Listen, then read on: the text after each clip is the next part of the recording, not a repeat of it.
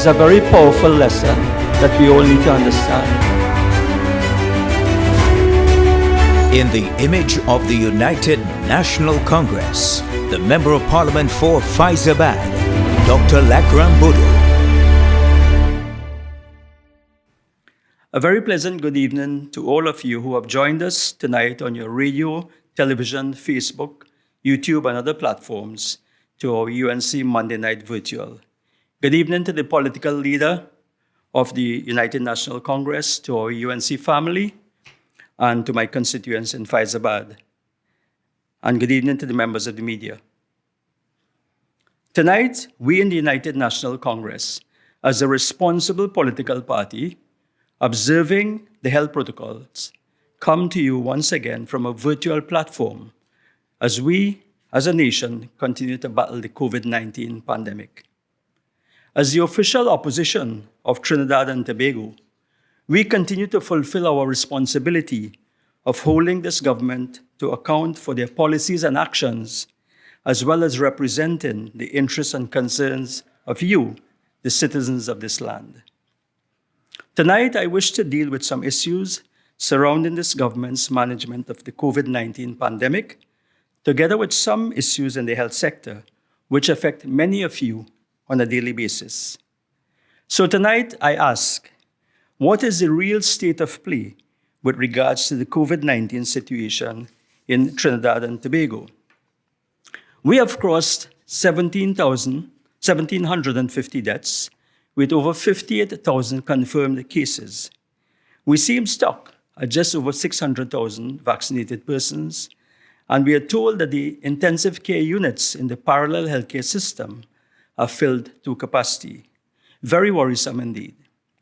And all of this is happening in the knowledge that the Delta variant of the SARS-CoV-2 virus, the virus that is responsible for the pandemic, is being detected in increasing numbers. So the questions that must be asked are these. Has this PNM government done enough to protect our population from the onset of this pandemic? Is this government doing enough to treat the moderately and severely ill COVID-19 patients in a manner that will give them a better fighting chance of survival? And can this PNM government take us safely out of this pandemic? For many of you listening and viewing, I suspect that your answer is no. I just want to talk a little bit about this parallel healthcare system. At the start of the pandemic, the country was in the fortunate position of having extra infrastructure capacity to create a parallel healthcare system. We had the 230-bed Couva Hospital built under the visionary Kamla Prasad Bisesa as Prime Minister of the People's Partnership Government in 2015. Unfortunately left to rot for 5 years under this PNM government, but thankfully rescued by the COVID-19 pandemic for the service of the people of Trinidad and Tobago, a hospital which has formed the backbone in the fight against the COVID-19 pandemic. This PNM government met facilities at the Cora and Augustus Long hospitals, which were refurbished in 2013 and 2014 by the People's Partnership Government, and which were easily brought into the parallel healthcare system. And of course, the Arima and Point Fortin hospitals, both started by the People's Partnership Government in 2015, were finally finished in 2020, just in time to be added to the parallel healthcare system. So the infrastructure was already there, but questions are being asked about whether the process used by this government to battle COVID is taking us into a better place anytime soon. The limited COVID-19 testing at public health facilities in the early stages and the delay in approving private facilities to do testing may have contributed to giving us a false sense of security with regards to low numbers. This is a situation that exists even now, with long waits for PCR results in the clogged public system. The Delta variant, more highly transmissible, more deadly, is more widespread than the official figures show, since only a certain percentage of COVID-positive cases are sent for genetic testing. A critical step in curbing spread is widespread testing with timely results, and I emphasize timely results, In this way, the isolation can be started sooner to limit spread, and of course, treatment can be implemented with a chance of saving more lives. Patients waiting for COVID-10s for 2 and 3 days to get their PCR results is unsatisfactory and dangerous, and this practice still continues. I ask that the consideration be given to utilizing the spare capacity in the private sector if you have to get faster results so we can get better at managing this COVID-19 pandemic. So COVID-19 infections are increasing in Trinidad and Tobago, with 264 new infections reported on average each day in the past few days. In September, we had 5,862 infections and 191 deaths. In October, we had 6,330 infections and 206 deaths. We have already had 68 deaths in the first 6 days of November. This means 132 infections per 100,000 people reported in the last 7 days. This is a worrisome statistic, as it represents 49% of the peak that occurred in May of this year, which was the highest daily average reported. The difference here, however, is that we are in a different and more worrisome situation at this time with the presence of the Delta variant and the shortage of ICU beds, as announced by the Ministry of Health officials last week. Our death rate continues to be worrisome, with many wondering whether the government is providing enough support to our hard-working healthcare professionals to enable them to save more lives.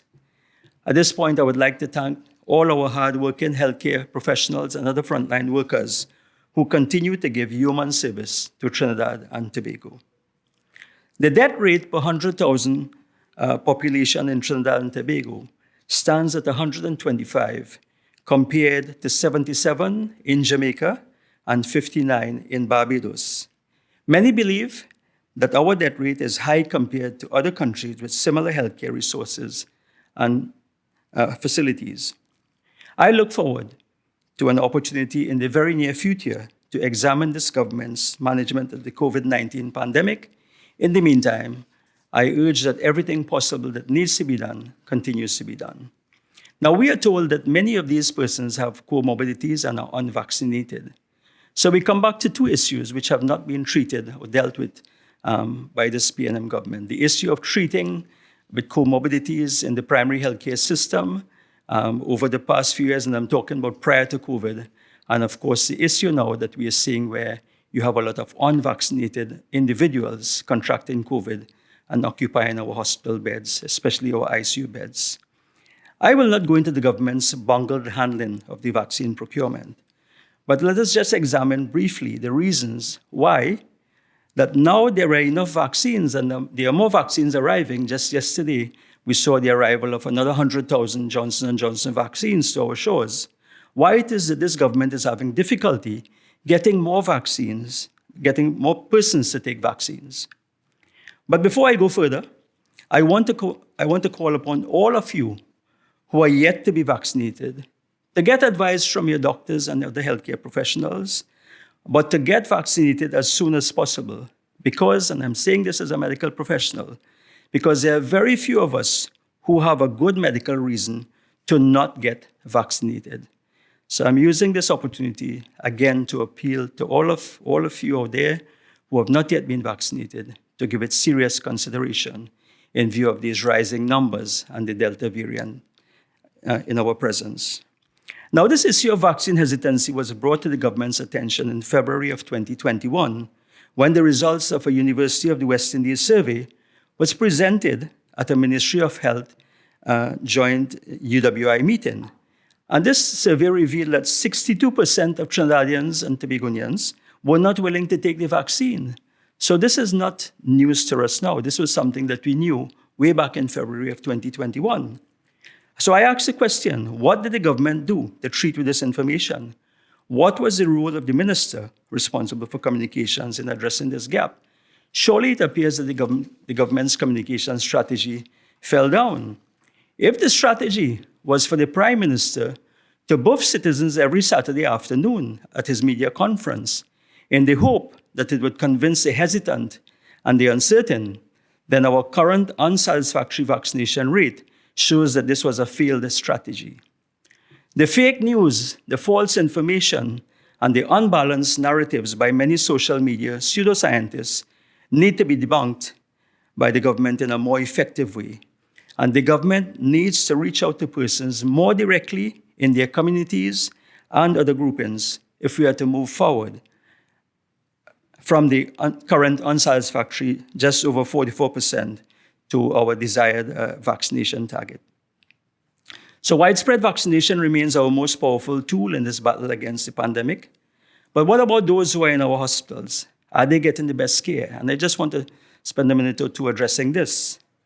And I want to call upon the government not to skimp on useful but sometimes expensive drugs like tocilizumab, which is a drug that can save lives.